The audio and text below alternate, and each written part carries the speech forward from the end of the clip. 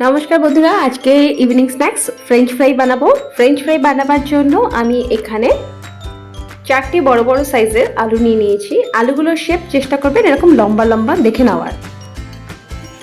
তারপর আলুগুলোকে ভালো করে ধুয়ে এরকম করে লম্বা লম্বা করে কেটে নিয়েছি। আলু যতটা সরু আর লম্বা হবে তত দেখতেও ভালো লাগবে আর খেতেও ক্রিপসি হবে। এবার একটা বাটির মধ্যে নিয়ে নিয়েছি 1 কাপ মতন জল।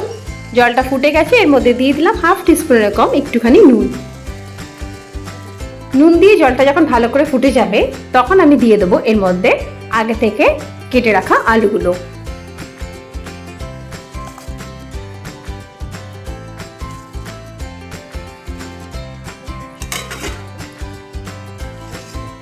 বেশিক্ষণ রাখবো না, তাহলে আলুগুলো ভেঙে যাওয়ার সম্ভাবনা থাকবে।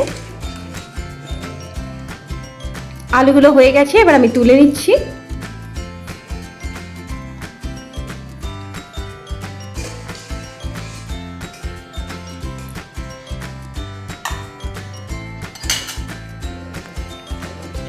আলুগুলো তোলা হয়ে গেছে, এবার একটা প্লেটের মধ্যে টিস্যু পেপার দিয়ে আলুগুলোকে এরকম করে শুকোবার জন্য দিয়ে দেবো।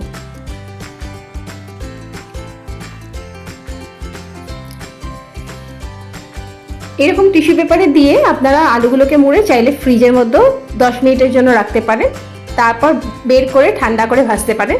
কিন্তু এগুলোকে আমি আর ফ্রিজে রাখবো না, একটুখানি জলটাকে চেপে নিয়েই ভেজে ফেলবো।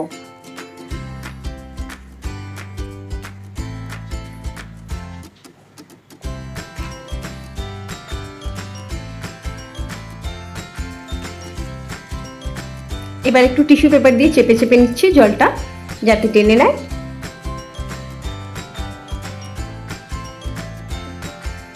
এবার এটাকে খুলে দিলাম, জলগুলো টেনে নিয়েছে।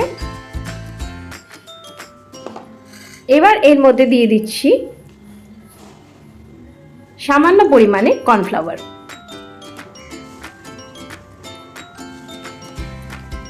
জাস্ট একটু ছিটিয়ে দেওয়ার মতন দিয়ে একটু ভালো করে মেখে নিলাম।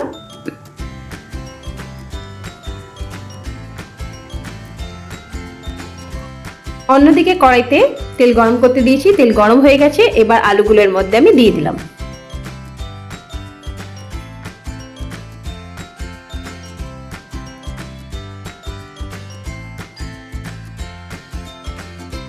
খুব হাই হিটে ভাজবো না, মিডিয়াম টু লো ফ্লেমে এটাকে উল্টে পাল্টে ভেজে নিচ্ছি। হয়ে গেছে, এবার আমি এটাকে তুলে নেব। দেখতেই পাচ্ছেন বেশ লাল লাল হয়েছে, এর থেকে বেশি লাল হলে পুড়ে যেত।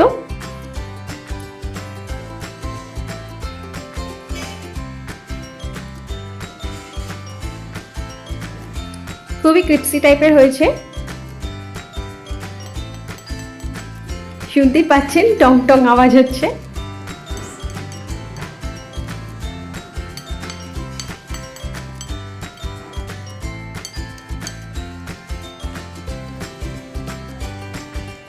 অ্যাকচুয়ালি খুব গরম আছে, আমি ধরতে পারছি না, হাতে লাগছে।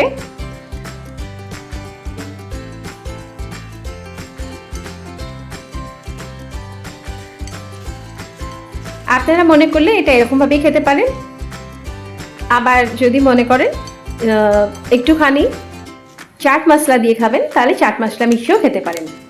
আমি এখানে সামান্য পরিমাণ একটু chaat masala মিশাচ্ছি।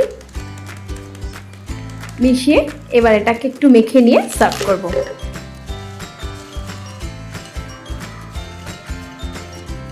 French fry recipe আজকে এই পর্যন্তই, আবার দেখা হবে অন্য রেসিপির সঙ্গে অন্যদিন। ধন্যবাদ।